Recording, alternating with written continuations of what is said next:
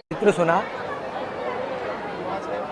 एक बधिक जो कि जानवरों को मारता था और उसको उसमें बहुत आनंद आता था जानवरों को मारने में, और एक साधु की जब वो साधुओं को और इंसानों को बहुत परेशान करता था तो एक साधु को वो मारने के लिए गया तो उन साधु की दृष्टि से उसके हृदय में करुणा जागृत हुई और उसी समय फिर उसका धनुष बाण गिर गया और उसने शरीर त्याग दिया और वो तुलसी के ऊपर गिर गया।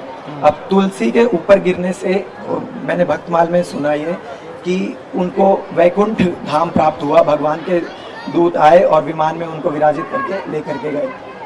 पर गोस्वामी तुलसीदास जी से हमने सुना है कि बारी मथे घृत होए बरु सिकता ते बरु तेल बिन हरि भजन न भव तरिया यह सिद्धांत अपेल। तो इस बधिक ने तो कोई भजन नहीं किया था और उल्टा पाप पे पाप किया था, किंतु फिर भी इसको भगवत धाम प्राप्त हो गया। तो ये कैसे हुआ प्रभु जी, आप ये बताने का कष्ट समझाने का प्रयास। बहुत सुंदर प्रश्न है। हाँ, बहुत सुंदर प्रश्न है, ताली बजा के धन्यवाद दें।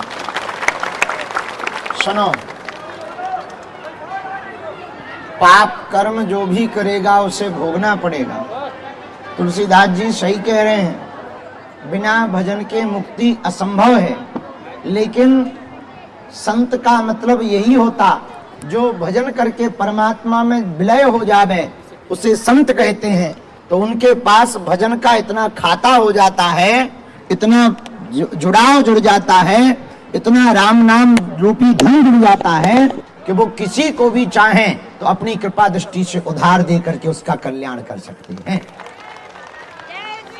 इसलिए संतों की दृष्टि मात्र से भक्तों का उद्धार हो जाता है।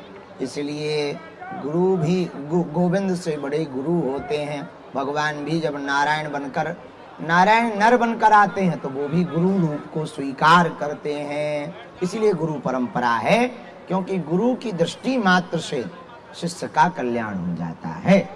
संत की दृष्टि मात्र से भगत का कल्याण हो जाता है। तो जो भजन से कृपा नहीं मिल सकती, जो जब तप से कृपा नहीं मिल सकती, वो सच्चे संत की दृष्टि मात्र से कृपा मिल जाती है। बालाजी महाराज के कृपा पात्र बागेश्वर धाम पीठाधीश्वर परम पूज्य धीरेन्द्र कृष्ण शास्त्री जी महाराज का पावन संकल्प। मध्य प्रदेश में छतरपुर के ग्राम गढ़ा में बनेगा विश्व स्तरीय कैंसर अस्पताल एवं रिसर्च सेंटर, जिसकी आधारशिला देश के यशस्वी प्रधानमंत्री नरेंद्र मोदी जी के कर कमलों से रखी जा चुकी है। 200 करोड़ रुपए की लागत वाले 100 बेड के इस अस्पताल में गरीबों का होगा मुफ्त इलाज।